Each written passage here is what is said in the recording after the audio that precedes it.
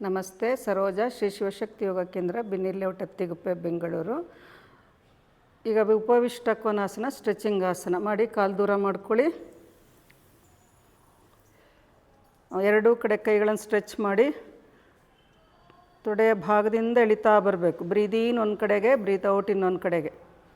ನೆಲದ ಮೇಲೆ ಎಳ್ಕೊಳ್ಳಿ ಕೈಗಳನ್ನು. ಪಾದ ಹಿಡ್ಕೊಳ್ಳೋ ಅವಶ್ಯಕತೆ ಇಲ್ಲ. ಆದಷ್ಟು ನೆಲದ ಮೇಲೆ ಕೈಗಳನ್ನು ಸ್ಟ್ರೆಚ್ ಮಾಡ್ತಾ ಮಾಡಿ ಸ್ಟ್ರೆಚಿಂಗ್ ಚೆನ್ನಾಗಿ ಸಿಗುತ್ತೆ.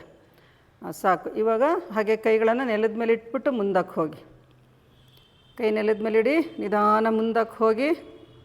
ನಿಮ್ಗೆ ಎಷ್ಟಾಗುತ್ತೆ ಅಷ್ಟು ಹೋಗಿ. ನೆಲಕ್ಕೆ ಮುಟ್ಟಬೇಕು ಅಂತೆಲ್ಲ. ಯಾವುದೇ ಆಸನಗಳು ಮಾಡಬೇಕಾದ್ರೆ ಫೈನಲ್ ಸ್ಟೇಜ್ಗೆ ಹೋಗಲೇಬೇಕು ಅಂತಿಲ್ಲ. Stretching important. ಬೆಂಡಿಂಗು, ಸ್ಟ್ರೆಚಿಂಗು ಬ್ರೀದಿಂಗ್ ಜೊತೆಗೆ. ಈಗ ನಿಧಾನ ಮೇಲಕ್ಕೆ ಬನ್ನಿ. ನೋಡಿ, ಇಷ್ಟೇ ಆಗೋದವ್ರಿಗೆ, ಎಲ್ರಿಗೂ ಅಷ್ಟೇನೆ. ಮೇಲಕ್ಕೆ ಬನ್ನಿ, ಕಾಲು ಸೇರಿಸಿ. ಈಗ ದಿಂಬು ಹಾಕ್ಕೊಂಡು ಕೂತ್ಕೊಳ್ಳಿ. ಆ ದಿಂಬುಗಳಿದೆಯಲ್ಲ, ಅದ್ರ ಮೇಲೆ ಕೂತ್ಕೊಂಡಾಗ ವ್ಯತ್ಯಾಸ ಗಮನಿಸಿ. ಈಗ ಎಲ್ಲರೂ ದಿಂಬು ಮೇಲೆ ಕೂತಿದ್ದಾರೆ ನೋಡಿ. ಬೆನ್ನು ಸಹಜವಾಗಿ ನೇರ ಆಗಿದೆ. ಇವಾಗ ಮುಂಚೆ ದಿಂಬು ಇಲ್ದಿದ್ರೆ ಹಾಗೆ ಕೂತಿದ್ರಲ್ಲ, ಅವಾಗ ಬೆನ್ನು ಗೂನಾಗ್ತಾಯಿತ್ತು, ಸ್ವಲ್ಪ ಡ್ರಾಪ್ ಆಗ್ತಾಯಿತ್ತು. ಈಗ ಕಾಲು ದೂರ ಮಾಡ್ಕೊಳ್ಳಿ, ಮತ್ತೆ ಸ್ಪ್ರೆಡ್ ಮಾಡ್ಕೊಳ್ಳಿ ಕಾಲುಗಳು.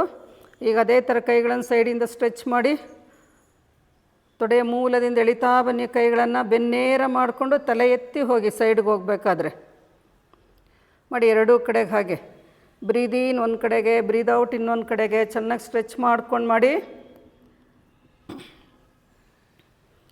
ಸಾಕು. ಈಗ ಕೈಗಳನ್ನು ಮುಂದಕ್ಕೆ ಇಡಿ. ಟೋಸ್ ನಿಮ್ಮ ಕಡೆಗೆ, ಪಾದದ ಬೆಳೆ ನಿಮ್ಮ ಕಡೆಗೆ ಇರಬೇಕು ಎಲ್ರದೂ. ಮಂಡಿ ಹಿಂಭಾಗ ಸ್ಟ್ರೆಚ್ ಆಗ್ತಾ ಇರಲಿ.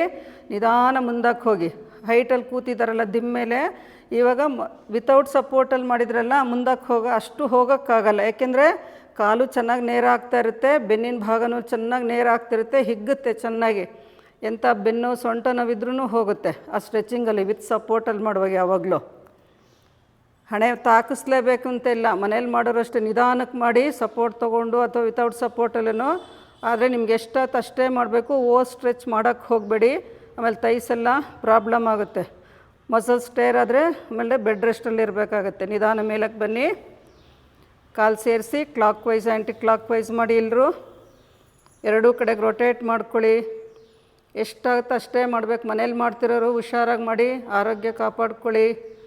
ಯೂಟ್ಯೂಬ್ ಚಾನಲ್ ಸಬ್ಸ್ಕ್ರೈಬ್ ಮಾಡ್ಕೊಳ್ಳಿ. ಬೇರೆಯವ್ರಿಗೂ ಶೇರ್ ಮಾಡಿ ವಿಡಿಯೋಸ್ನ. ಡೈಲಿ ಹೋಗೋದೆಲ್ಲರೂ ನೋಡಿ.